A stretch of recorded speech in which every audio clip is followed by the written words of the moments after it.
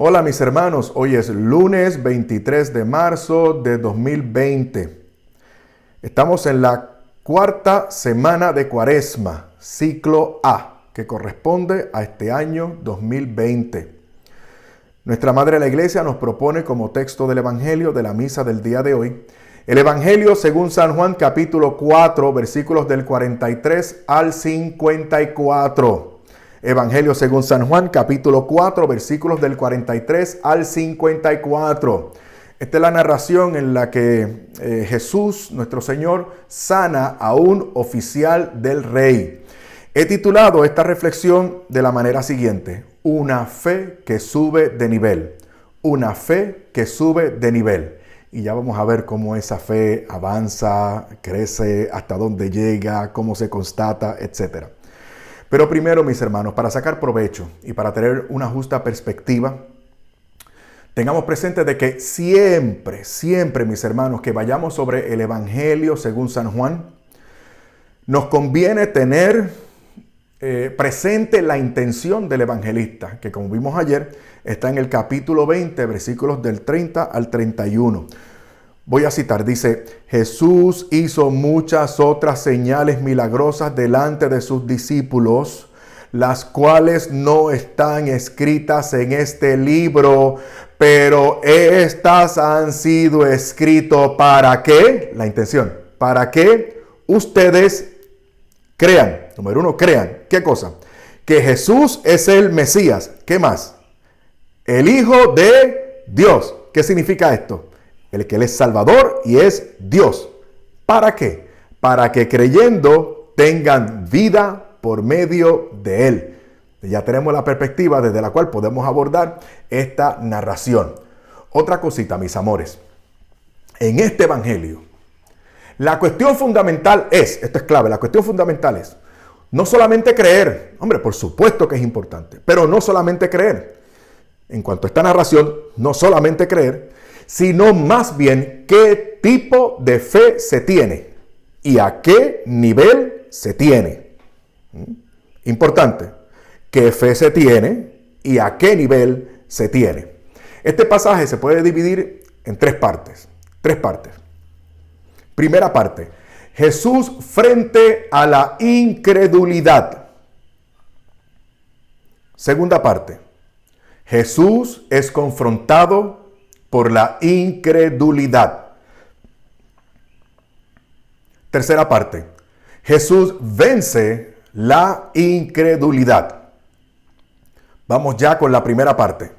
Jesús frente a la incredulidad. Jesús frente a la incredulidad. Versículo 43. Dice: 2 días después marchó de allí hacia Galilea. 2 días después ¿de qué? De haber estado en Samaria. ¿Recuerdan el pasaje anterior? Donde se narra el encuentro del Señor con la mujer en el pozo de Jacob. Se quedó allí con los samaritanos 2 días. Después de eso, siguió camino al norte a Galilea. ¿Okay? Muy bien. Eso para ubicarnos en el tiempo y en el espacio. Versículo 44. Pues Jesús mismo había dado testimonio de que un profeta no es honrado en su propia tierra. Ya esto se puso interesante de salida. Jesús mismo había dado testimonio de que un profeta no es honrado en su propia tierra. Se trata de un proverbio muy conocido en la época. Mire, se repite 2 veces más en Mateo capítulo 13, versículo 57 y en el Evangelio según San Marcos capítulo 6, versículo 4. Pero aquí se usa ese proverbio, ese dicho, para contrastar la fe de los samaritanos del pasaje anterior con la fe de los paisanos del Señor en Galilea y en su pueblo y también en Judea. Miren para que ustedes vean, voy a leer el versículo 39 para ver la parte de los samaritanos primero. Muchos samaritanos, versículo 39 del capítulo 4, pasaje anterior. Muchos samaritanos de aquella ciudad creyeron en él por la palabra de la mujer que atestiguaba: me ha dicho todo lo que he hecho. No vieron portentos ni milagros, ni los exigieron tampoco. creyeron por el testimonio. O sea, ¿recuerdan? ¿Recuerdan? O sea, bienaventurados los que creen sin haber visto. O sea, por el testimonio. O sea, una fe más de más confianza, de mayor abandono y por lo tanto de mayor crédito. Esto es importante.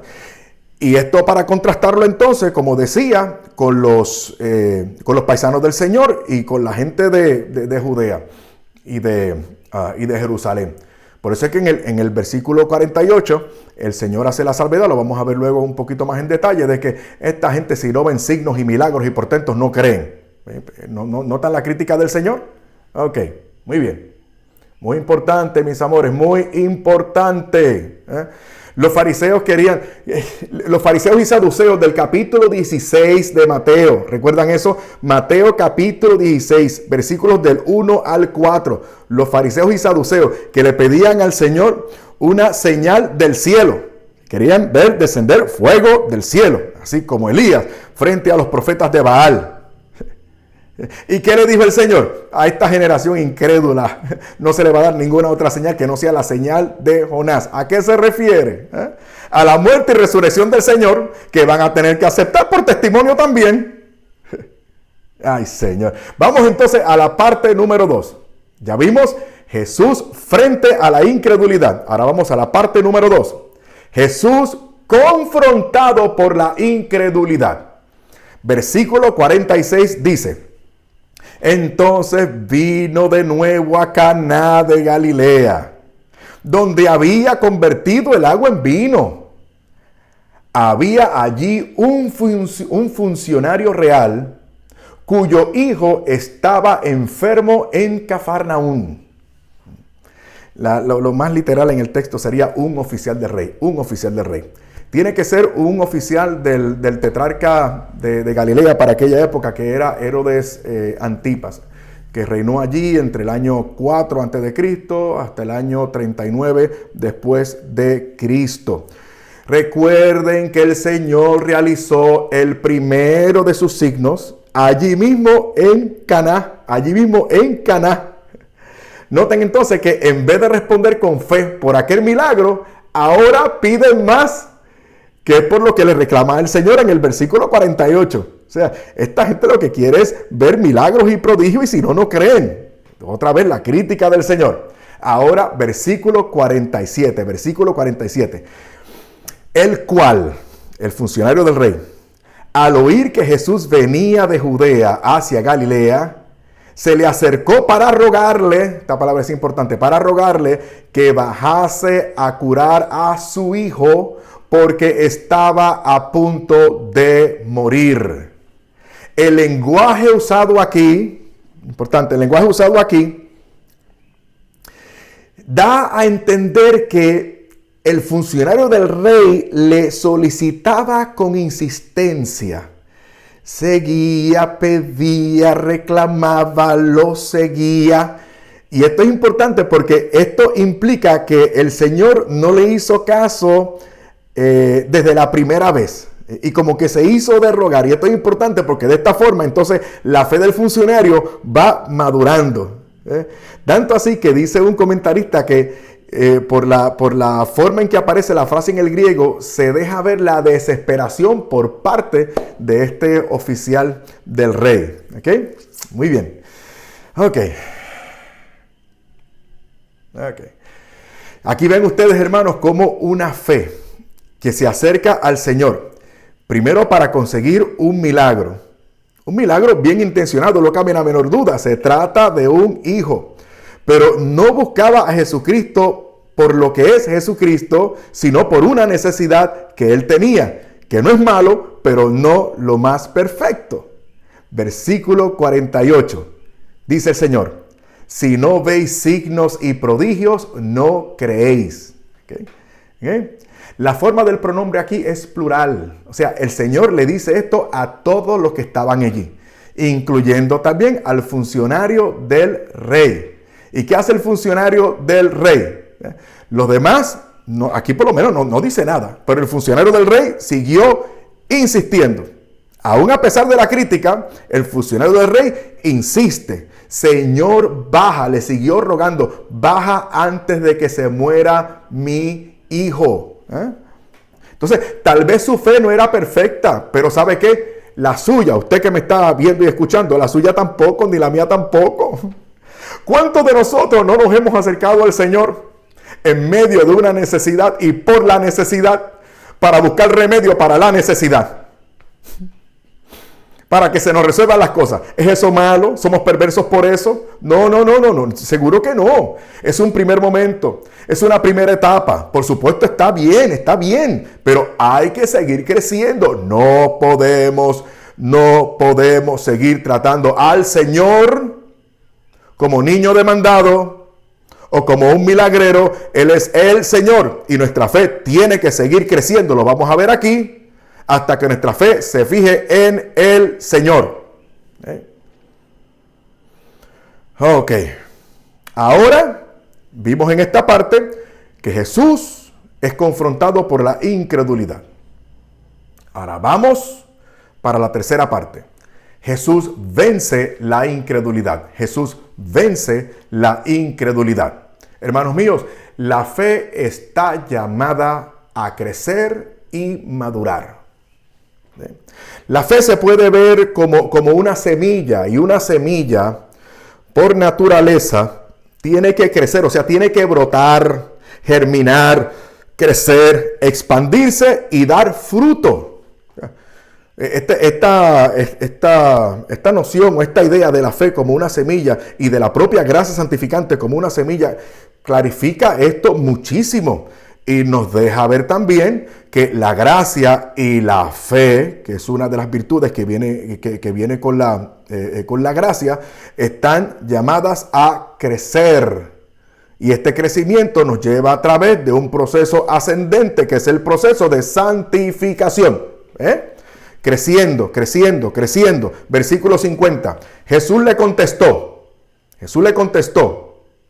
vete, tu hijo está vivo. Recuerde, aquí el Señor está venciendo de una vez, está imperando. Aquí la fe correcta comienza a surgir. La fe ya está madurando. Ahora el Señor le dice, vete, tu hijo está vivo. ¿Y qué hizo el funcionario? Dice que creyó. ¿Creyó en qué? En la palabra de Jesús. ¿Y qué hizo? Lo dejó y se marchó. Primero, ¿en qué estaba cifrada su fe? Yo lo tengo que convencer, yo lo tengo que sacar de ahí, yo lo tengo que traer conmigo, yo lo tengo que presentar frente al niño. Él tiene que hacer sus gestos y decir sus palabras para sanar a mi hijo. Eso es lo que yo quiero, eso es lo que hay que hacer, eso es lo que hacen otros curanderos, eso es lo que yo espero. Señor, ven, Señor, te necesito, Señor, ven a mi casa. Hasta que llegó el momento de, hijo, si tú quieres algo de mí, confía, yo lo digo, vete, tu hijo está vivo. ¿Ven hasta dónde avanzó la fe? ¿Ven cómo sigue creciendo? Creyó en la palabra del Señor. Esto está en el versículo 50. Dice que él creyó. ¿Creen ustedes que hasta ahí está bien? Todavía falta. Versículo 51. Mientras bajaba, sus siervos le salieron al encuentro, diciendo que su hijo estaba vivo. Versículo 52. Le preguntó la hora a la que empezó a mejorar y le respondieron, ayer a la hora séptima, o sea, a la 1 de la tarde, lo dejó la fiebre. Y entonces, en el versículo 53, él cae en la cuenta de que, estoy citando, de que precisamente en aquella hora Jesús le había dicho, tu hijo está vivo. Noten lo siguiente. Y creyó él, pero espérate un momento. Él no había creído anteriormente ya en el versículo 50. Entonces, ahora en el versículo 53 dice que ahora creyó. ¿Dónde está la diferencia? En el versículo 50 creyó en lo que le había dicho el Señor. En el versículo 53, él cree en el Señor.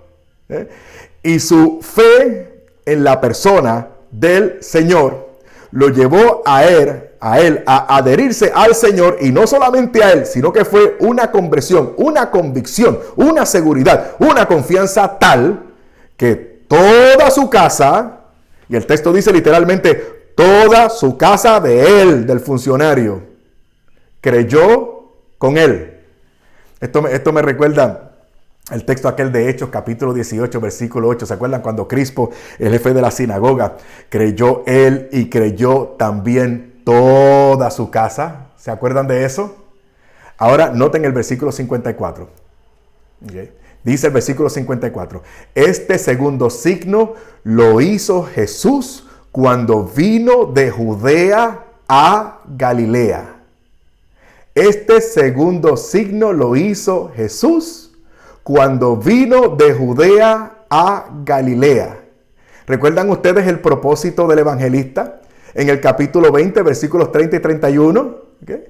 Porque el signo es para señalar a la persona de Jesús, el Cristo. Eso es un signo, es una señal que apunta a Jesucristo. ¿Cómo dice? ¿Qué propone la intención? ¿Ves? Como el Mesías y el Hijo de Dios. Por lo tanto, Salvador y Dios es en la persona. Es la expresión más alta que un ser humano puede tener en el Evangelio según San Juan.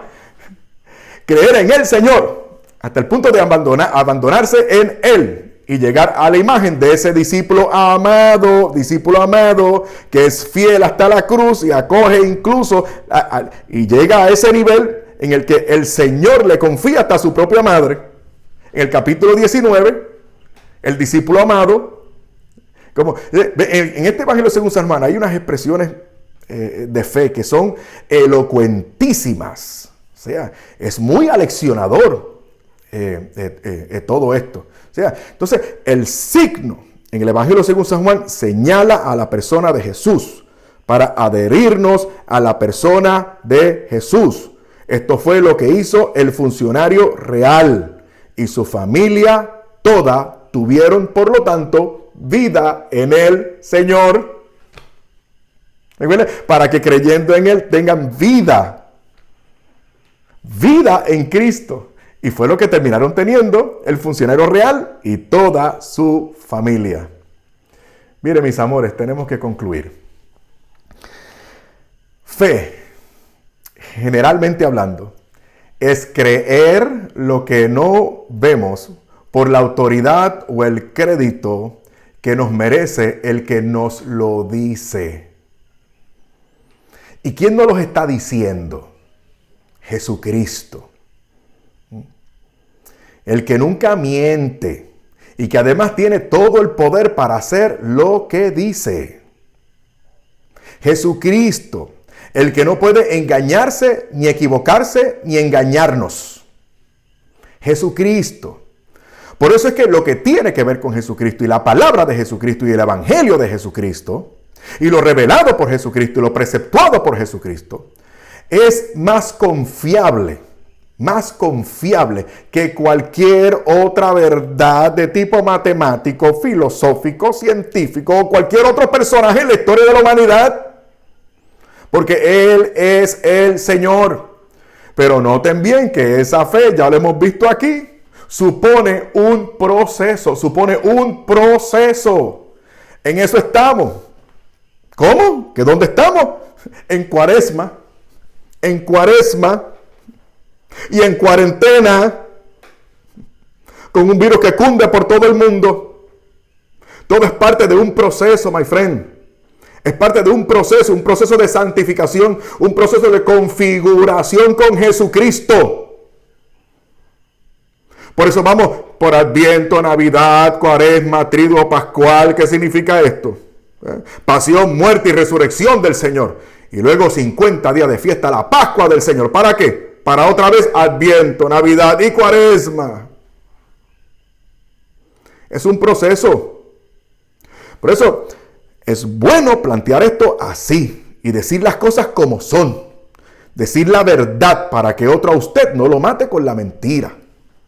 Nosotros a usted no le estamos proponiendo una experiencia, le estamos presentando un proceso.